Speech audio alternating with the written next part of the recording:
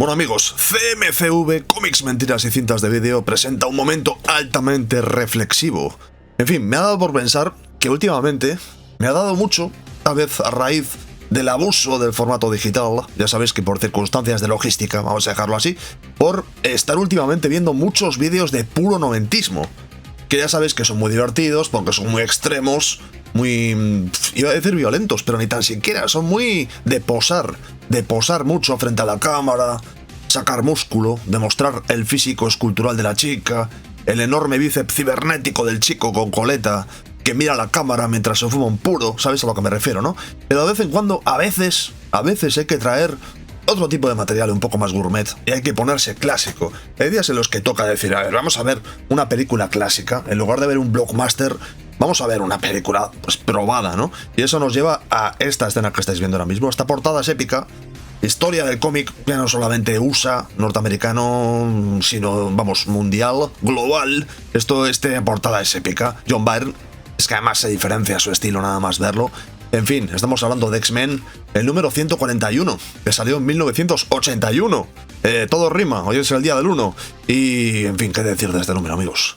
Esto es de lo último que hicieron juntos Chris Claremont al guión y John Byrne al supuestamente dibujo, que ya sabéis, los que sabéis un poco de los X-Men, sabéis que John Byrne y Chris Claremont básicamente hacían juntos los cómics. A veces estaban de acuerdo, a veces se pisaban en uno al otro, se troleaban mutuamente, pugnaban tremendamente por el control de la colección. Y bueno, esta es una saga súper peculiar, porque en realidad es muy rememorada, es conocida como Días del Futuro Pasado. Y son dos números nada más, el 141 y el 142 de X-Men, como veréis con esta alineación épica. A ver, la alineación de lo que se llamó en su momento la nueva era, ¿no? De los X-Men. Había sido presentada en 1975 con Wolverine, con Coloso, Tormenta. Kitty Pryde no salía de primeras, pero bueno, Rondador Nocturno, el Ángel. Épico, esto era épico. Y en 1977 entró John Byrne y ahí la colección se acabó convirtiendo en la colección number one de Marvel. Y eso nos lleva pues a momentos como este que estáis viendo. Yo os digo, esto es lo primero que yo leí. Esto lo leí en los 90. De rebote porque me cayó en las manos. O sea, yo no lo compré, me cayó en las manos. Me prestaron regalaron estos cómics y me acuerdo de leer esto. Claro, yo estaba en la época de Image Comics, Rob Liefeld, Jim Lee, toda esta gente. Y de pronto me encuentro Chris Claremont, John Byrne, autores que yo ya había oído hablar de ellos con muchísimo respeto, que la gente decía que eran Dios, básicamente. Y recuerdo leer esto y decir, ostras, amigo, esto es crema, esto es gourmet, esto es material de primer nivel.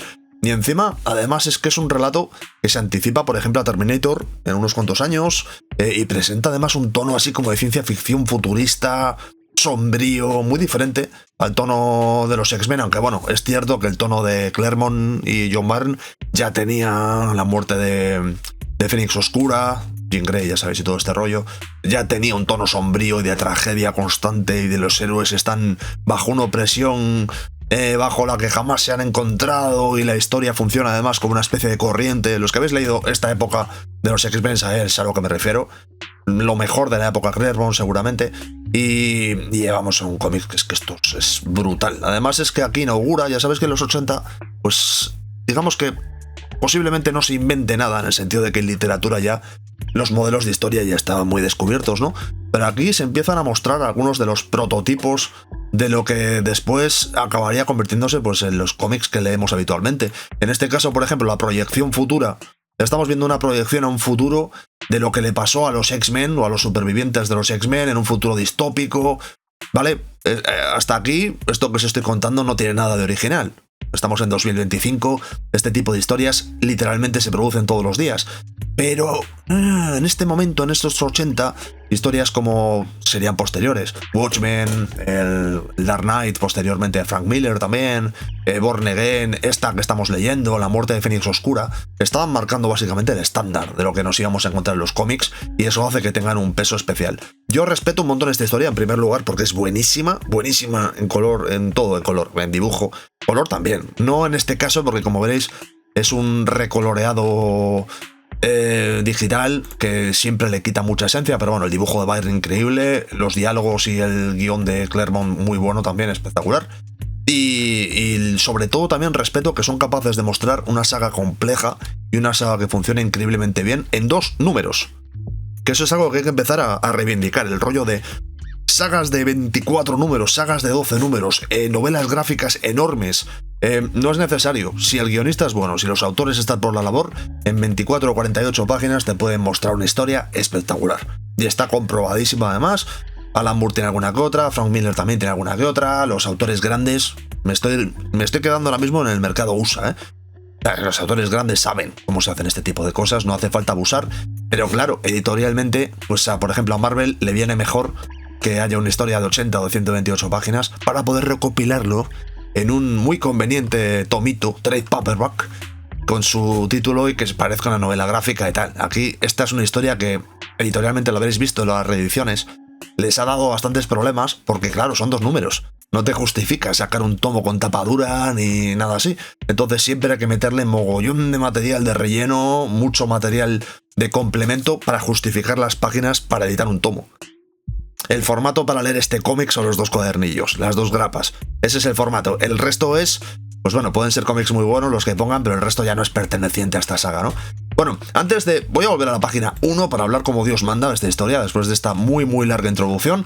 Pero antes de nada os quería comentar una cosa. No sé si os acordáis de los tiempos en los cuales yo hacía... ¿Os acordáis de cuando yo hacía vídeos en papel?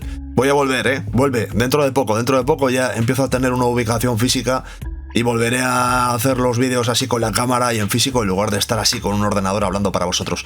Bueno, como estaréis viendo, este vídeo en concreto que estáis viendo es el de Solo, que hice no me acuerdo cuándo, no hace mucho, pero bueno, he presentado la primera historia del 99 de un cómic español totalmente independiente, brutal, que tenía así personajes antropomórficos, palabra difícil, y estaba protagonizada por Solo, que era pues ese personaje, ese tipo duro, esa rata futurista que se enfrentaba en el páramo a todo tipo de animales, pues eso, afectados por la radiación, y tenía pues un gran instinto de supervivencia e influencias de Mad Max gigantescas, una mezcla ahí de Walt Disney y Mad Max que estaba bestial, ¿no? Bueno, el tema está en que Miguel Lara, el dibujante que estáis viendo aquí, ilustrador sería más correcto, se puso en contacto conmigo hace poco para hablarme de que estaban haciendo un libro ilustrado, es este que estáis viendo aquí, Solo me digo morra, Miguel Lara y Óscar Martín. Está publicado, bueno, o está hecho por la editorial, gestionado por la editorial de Solo, o sea, es totalmente canon, por así decirlo, dentro del catálogo editorial que han generado alrededor del mundo, alrededor del lore, ¿no?, de este personaje.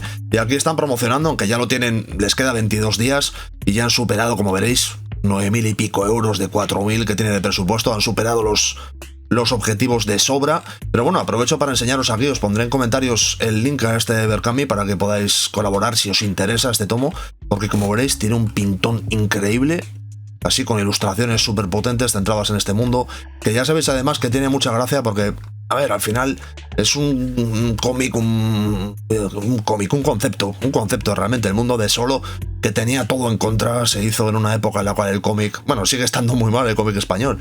Una época complicada, pero todavía no había crowdfunding, sí fue un movimiento ahí editorial bastante arriesgado. Y que se sigan publicando este tipo de iniciativas, pues es bastante potente, ¿no? Como veréis, el estilo gráfico pues es muy hardcore, muy salvaje. Tiene un puntito ahí, tal vez nos lleve a un punto un poco más berserk, casi dentro de ese futuro, que es la gracia que tiene el mundo de Solo, ¿no? Que está muy abierto a la interpretación gráfica. Y bueno, veis, pues ilustraciones super power y demás. Y bueno, todo lo que sobre de lo que van a editar pasará, como lo pone por ahí, pasará a ser parte del catálogo editorial de Oscars Studio, que es el sello, que no me acuerdo cómo se llamaba exactamente, lo pone por aquí.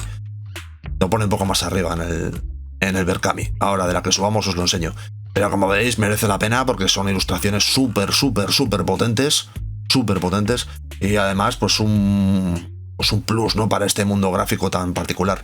Omnique Ediciones es el sello, y ya por fin lo he visto. Y ahora ya que hemos hablado de esto, aunque no tenía nada que ver el vídeo, la verdad, vamos a volver con los X-Men, amigos, los Hombres X. Volvemos a 1981 con esta portada copiadísima, como veréis, un Wolverine con canas. Las pistas gráficas aquí son las canas de Wolverine. Está protegiendo a esta mujer, que descubriremos que es Kitty Pryde, en un futuro distópico en el cual, en este cartel, pues básicamente nos hacen una especie de lista de qué ha pasado con nuestros mutantes favoritos en este mundo salvaje. Vemos que Wolverine sigue libre, evidentemente, porque está aquí, y con sus garras, y pateando culos. Sí, este básicamente es Old Man Logan. No exactamente, porque no es el mismo futuro y no es la misma historia. Si no me equivoco, además es 2013 el futuro del que hablan, cosa que es bastante graciosa, ¿no? Esto es Nueva York, la Gran Manzana. Hace tiempo era un lugar hermoso para vivir, pero ya no. El uso del texto, muy Will Eisner, también hay que decirlo. Terry Austin a las tintas, que no he mencionado, es un entintador bestial, buenísimo. Y nada, pues nos encontramos a Kitty Pryde caminando por las calles. Kate Pryde, en este caso ya no es Kitty porque ya no es una niña. Y es un futuro muy de videojuego. O sea, está todo destrozado. Nos encontramos, ¿veis? Esto es muy como Running Man perseguido, ¿no? Las películas que están saliendo ahora. La protagonista se ve claramente envejecida en la cara. Este tipo de collares que nos indican, porque hemos visto muchas películas de serie B, que hay un control férreo ahí. Y tenemos punkis que habitan en las zonas protegidas de la ciudad. Y nada, pues eso, está la chica llevando medicinas. Odiamos a los tiranos tanto como odiamos a los mutantes. Vemos que en este futuro, pues ese odio contra los mutantes, que es básicamente el motor, o lo era al menos, de esta colección, pues que sigue ahí funcionando. Aquí vemos una patada que no es exactamente en la entrepierna, aunque aún así, que aún así sería, ¿no? Hace que salgan lágrimas. A ver, es un punky muy punky, ¿eh? Y entonces pues aparece Wolverino y que hace cosas de Wolverino, solo que sin sacar las garras.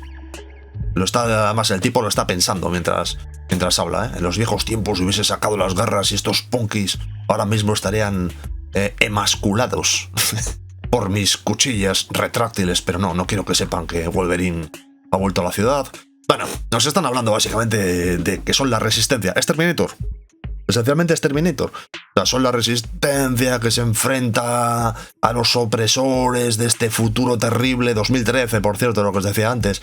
Si ellos hubiesen sabido que en 2013 la mayor amenaza que tenía la humanidad era la moda de que los tipos se dejasen barbas, peinados extraños y tatuajes. Madre mía. Beber cerveza artesanal. Si ellos hubiesen sabido.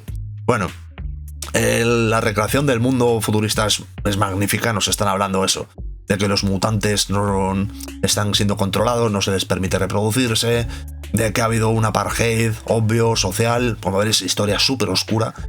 Y vemos aquí además que que los centinelas finalmente son como la fuerza, ¿no? La fuerza militar, por así decirlo. Y bueno, Kitty Pryde está yendo al cementerio. Claro, esto hay que tomar en cuenta que es verdad que desde 2025 se ha copiado tanto este perfil de historias que no impacta tanto, ¿no? Pero aquí nos encontramos eso: Charles Xavier, Ben Grimm, Johnny Storm, Kurt Wagner, el Ángel, el Cíclope, el Profesor X, la Cosa. Johnny Storm es la Antorcha Humana. Warren Worthington. Kurt Wagner es el Rondador Nocturno. Warren Worthington es el Ángel. Red Richards, Mr. Fantástico. Pues eso, que los superhéroes que tanto amábamos, aunque bueno, algunos no los amamos tanto, pues han fallecido porque en esta realidad, pues esa alianza humana que finalmente sería tan explotado en los cómics se ha apoderado del mundo y solamente queda un pequeño grupo de superhéroes que bueno, que están bajo el control del gobierno, pero que siguen hablando entre ellos para ver cómo seguiremos a hacer la revolución. Este es Magneto. Es curioso, ¿verdad? Es que es súper curioso. Hacía mucho que no ojeaba esta historia.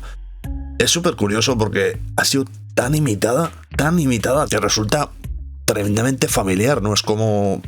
hay millones de referencias a esta historia. Bueno, ahora, atención, aquí viene la historia. Están preparando este bullshit tecnológico que va a poder, pues eso, cancelar el efecto de los collares para poder liberarse, y al mismo tiempo van a hacer una especie como de viaje en el tiempo, que es un poco bullshit, pero bueno, no es un viaje en el tiempo exactamente. Lo que van a hacer es transferir la mente de Kate Pryde al pasado, al cuerpo de la Kitty Pryde del presente, de aquel entonces, 1981, o sea, hace 200 millones de años.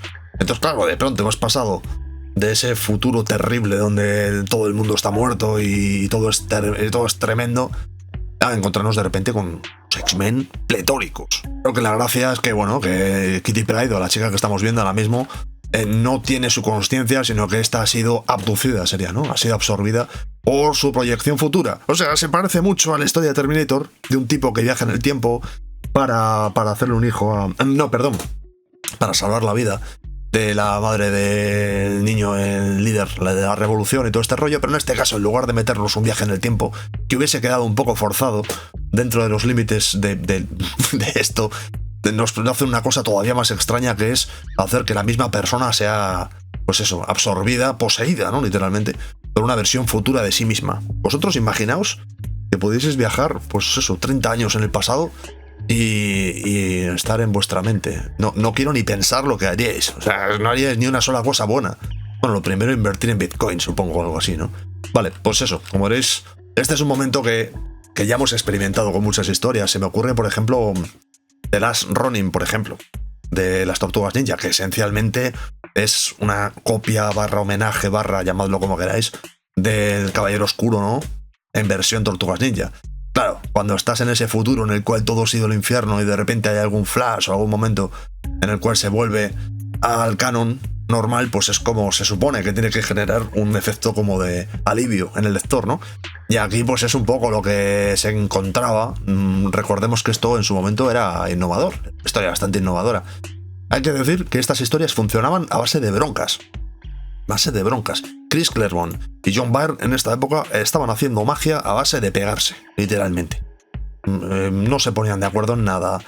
John Byrne planteaba una parte en el argumento que no estaba mencionada originalmente en el guión y llevaba a Chris Claremont, cambiaba los diálogos y le daba la vuelta a la historia para resignificarla. O sea, era constantemente, estaban ellos dos pugnando, y eso acabaría forzando que el propio John Byrne se acabaría marchando. No sé si le quedaban 2 números más en la colección, y acabaría marchándose porque quería ser autor completo, por otros motivos, pero principalmente porque quería ser autor completo. Estaba harto de pelear con Claremont, ¿no? Por ver quién llevaba la voz cantante. Y bueno, de ahí salió principalmente a... hizo Marvel Chun-Wan, si no me equivoco. No, Marvel Team Up, ¿cómo se llama, no? Y después los Fantastic Four, creo que son. Pero bueno, nunca, ya no sería tanta magia como esto, porque esto que estáis viendo literalmente era gente escribiendo en gran parte las normas del juego, de cómo es un grupo de superhéroes relativamente moderno. O sea, las reglas de lo que a los lectores les engancharía en un futuro, ¿no? Y con ese el dibujo, yo recuerdo leerlo en los 90, ya os digo, como os contaba antes, y ver el dibujo de John Byrne y decir, pero qué bien se ve esto. Pero qué bien, se supone que esto es ya clásico. Fíjate, habían pasado solamente unos 14 o 15 años en aquel entonces, pero se ve, ya se consideraba un cómic clásico de otra era, y lo bien que se ve, lo bien narrado que está, lo bien que se ven los personajes. No, ¿sabéis lo que quiero decir? Se ve estilizado, se ve bien, sigue funcionando muy bien. O sea, ha aguantado el tiempo perfecto, ¿no? Para mi gusto se sigue leyendo magnífico. Además, Byrne es un tío que genera una lectura bastante clara. Un tío que funciona en ese aspecto, funciona muy bien. En fin, la historia magnífica. Por fin se revela, como estaréis viendo, se revela que Kitty Pryde pues le dice, bueno, yo no soy la Kitty Pryde que conocéis, he tomado la mente de esta chica y necesito contaros que hay un acontecimiento clave. Esto fue mostrado en una de las películas de los X-Men, no sé si la tercera. Hay un acontecimiento clave que sucederá y que si permitimos que pase, hará que se aprueben unos bullshits políticos que harán que la cosa se ponga muy complicada y el mundo sea infernal. Es esto que estáis viendo aquí. Matarán al senador Kelly y eso hará que se aprueben unas normas, ganará Donald Trump, pasarán cosas y eso hará pues que se nos tache a todos esencialmente, y que los centinelas pues que dominen la situación. Y todo esto, fijaos, no hemos terminado todavía el primer número de los 2 que forman esta saga. En fin, esto es para que veáis, sobre todo pensando en los cómics de los 90 que hemos visto estos últimos días, lo poco que contaban los muy cabrones. Es que, en fin, a veces el dibujo espectacular y la página doble suponen un sacrificio brutal. La cantidad de cosas que pueden suceder en un cómic. Estos eran cómics que no te leías en 3 minutos. Cómics de Image estaban entre 3 y 5 minutos. Depende, un Spawn de Todd McFarlane, si estaba por la labor de meter mucho texto de relleno, igual 6 o 7 minutos. Pero estos eran cómics que no. Esto llevaba un rato, era una lectura espesa, bueno, en este caso bien balanceada, sería un poco el término, ¿no? Bueno, hemos vuelto al futuro, como estaréis viendo, ya se han cargado a uno con un rayo destructor, ya han aparecido los centinelas y mirad el color que bien equilibrado está. Magnífico, muy bueno, y bueno, tendremos tremenda batalla, ¿no? Nuestros viejos guerreros demostrarán que, pese a pues, el paso del tiempo, siguen estando al nivel, como ya pudimos ver en Old Man Logan, esencialmente. Que esto ya lo hemos visto. Y que pueden seguir peleando contra contra los contra los Centinelas. Es que como veréis, básicamente es Terminator. Es que es Terminator, pero en versión mutantes. Y mientras tanto, un poco en segundo plano tenemos ahí a Mística y a la hermandad de mutantes diabólicos. Es que cuánto lore tenían los X-Men, que estaban tramando pues cargarse al senador Kelly, pues porque este estaba por la labor de aprobar unas leyes antimutantes. Pues es que cuánto lore, cuánto racismo y cuánto de todo había en estas historias. Y bueno, pues estábamos pues eso, la historia de los que querían cargarse al político, que son estos que estáis viendo aquí. Básicamente en esta época eran algo así como los anti-X-Men. Los anti-X-Men. Mística me parece un personaje, para mí es top 5 del universo de los mutantes. Para mí es top 5, pero... Y no es la número 5 seguramente. Para mí personaje magnífico, a veces un poco desperdiciado, porque le han hecho de todo, la verdad, a su pobre cabeza.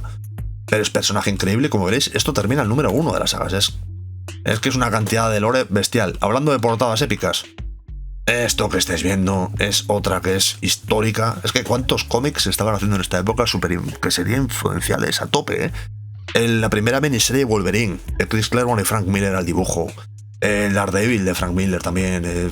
Aquí se estaban literalmente definiendo los cánones de lo que sería explotado por Marvel en los siguientes 30-40 años. Una barbaridad. Una barbaridad. Pero bueno, aquí básicamente a ver la historia. Tampoco vamos a... Os voy a ir enseñando páginas. Aquí tendremos una pelea muy bien narrada y muy épica entre los mutantes malos y los mutantes buenos. Mientras en el futuro, pues pelean por la supervivencia. Cada uno demostrando sus poderes, su amistad y su determinación por librarnos a todos de algo que nadie quiere. Y es ese futuro terrible. Y bueno, pues nos encontraremos una vez más auténticos. La mole, Vaya personaje es increíble. Coloso, estando ahí, encabezando la lista de los mutantes más decepcionantes muchas veces. Es ese tipo que lo tenía todo para triunfar, pero jamás lo hacía. Wolverine siendo agarrado por las llamas. Es que es todo muy dramático, tío. Esto era emoción en estado puro. Mística disfrazándose de uno de los buenos para confundirlos. Además, estos dos teniendo relación entre sí, como descubriríamos después. Malditos X-Men y esos lores tan complicados. Siempre alguna aparición de Wolverine al cual se le dice: no puedes cargarte a gente porque somos los buenos y nosotros no nos cargamos a la gente. Siempre pasaba también. Esencialmente una historia que se cuenta sola. Se cuenta, bueno, esto es uno de esos momentos ahí de coordinación. Vemos a Coloso haciendo palanca utilizando el cuerpo metálico de Wolverine. Este momento yo diría que es también bastante histórico, ¿no? El momento de Coloso, por fin, que dice: mira, voy a dejar de ser un infrautilizado, un desesperante, voy a hacer algo de lo que se espera. Pues un gran dibujo, además, Mística, gran personaje, la dinámica, es que esto era muy... Esa mezcla ahí de oscuridad y colorido, yo creo que esa sería la mejor definición que se me ocurre de esta época de los X-Men. Oscuridad, tristeza, pero también al mismo tiempo colorido y energía. Esto era un cómic moderno, ¿no? Y además es que si después, en el 99-2000, más o menos, Authority fue otro de los cómics que actualizó el concepto de cómo funcionaba un grupo de superhéroes, la base sigue siendo los X-Men. Mucho más los X-Men que los Avengers, por ejemplo. Los X-Men siempre tuvieron otro tipo de funcionamiento. Bueno, aquí los Centinelas nos están demostrando que pese a los esfuerzos valientes de nuestros héroes, pues que en el fondo esto era duro, Esto era lectura dura. Aquí estamos viendo lo que estáis viendo. Está una mujer siendo empalada por un gancho que sale misteriosamente de la mano de un centinela. Y todos luchan valientemente por el futuro, pero al final todo se limitará al conflicto entre el político y el no político. Y todo termina ahí con la clásica conversación diciendo: easy, pero aquí aparecen, bueno, en fin, miembros del Club Fuego Infernal. Parte de lo que tenía los X-Men, que era algo que sucedía también en su serie de dibujos animados de los 90, es ese concepto de que nunca había un final, de que ¿sabes? De que se termina la saga y en el siguiente número no sabías cómo iba a empezar, sino que generalmente era una colección que iba todo el tiempo hacia adelante. Eso hacía que fuese tremendamente adictiva. Todas las colecciones de la familia X, ¿no? Eran tremendamente adictivas, porque una vez que estabas en el flow de entender lo que estaba pasando, de las interacciones entre los personajes y todo esto, pues ahí ya no podías parar. Y al mismo tiempo para los lectores nuevos era bastante intimidante. En este caso, el final es que aparentemente los buenos ganan. En el futuro ya hemos visto que básicamente se los crujen a todos. En ese futuro que teóricamente hemos impedido, pero vemos que en la sombra, en la manipulación política, se nos sigue hablando de que ese futuro, pues que todavía tiene pinta de que va a suceder. Terminator, esencialmente. Y aquí, esta historia que estés viendo, hablaremos de ella otro día. Si en esta historia nos han hablado de Terminator antes de que se hiciese la película de Terminator, Demon es Alien en versión cómic. O o sea, ¿qué vamos a hacer? Se estaban definiendo los conceptos, aunque también hay que decir que esto es posterior a la película de Alien, pero en la colección de los X-Men se había hablado de... ¿cómo se llaman? El nido, ¿no? Se llaman algo así. Los otros alienígenas que ya habían surgido, que eran clavados a los aliens. Eran clavados a los aliens y eran anteriores a la película. En fin, aquí se estaba, ya os digo, aquí se estaba inventando buena parte de los estándares, ya no solamente de los cómics, sino de estándares que servirían para la televisión, para el cine. Stranger Things, por ejemplo, que ahora estamos con la última temporada, ¿no? Yo es que no me he enganchado mucho a Stranger Things, no soy muy de series tampoco, pero por ejemplo, el ritmo narrativo que impusieron los X-Men en esta época de una mezcla de terror, fantasía... hay mucho, hay mucho. Es cierto que en esta época pues los géneros se retroalimentaban entre sí, el videoclip, el cine y demás, pero este es épico. En fin, en resumidas cuentas, esto es épico. Mira qué portada. Esto es lo último que hizo John Byrne con los X-Men. Y dicen que el guión fue completamente suyo. En fin, lo dicho, espero que os haya gustado. Vamos a ir cortando ya un clasicazo, Días del futuro pasado. Esto es esta portada que estáis viendo aquí, esto es historia del cómic, merece la pena pasar un rato y merece la pena leérselo. Como habréis visto es cortito, pero hay mucha historia y muy aconsejable, muy aconsejable. Además siempre está bien ver un cómic tan bien dibujado, ¿no? Tan bien narrado sería la expresión. En fin, ¿os ha gustado? ¿No os ha gustado? Lo he hecho bien, lo he hecho mal. ¿Echabais de menos un cómic de los 80 o un cómic un poco más clásico que tanta página doble? ¿O por el contrario queréis más página doble porque sois en el fondo un poco masoquistas? Ponedme en comentarios, así como cualquier cosa que os pase por la mente, sueños, pesadillas, alegrías, tristezas, futuros que pueden ser o no, quién sabe, que ya sabéis que en comentarios es el único sitio donde nos comunicamos a día de hoy, aunque bueno, eso sería mejorable, habría que hacer algo al respecto. Y al mismo tiempo el me gusta, el no me gusta, el botón, haz como que no existe y comparte y suscríbete. Sobre todo suscríbete porque está la cosa complicada, amigos míos. Con este Magneto en silla de ruedas me despido. Yo, Samuel M. Jackson, con MD Magneto en silla de ruedas, evidentemente. En fin, nos vemos. Necesito 2 palabras, ahora que lo pienso, para despedirme, que van a ser... tormenta. Tormenta. Sí, hombre, que sí. Venga, va.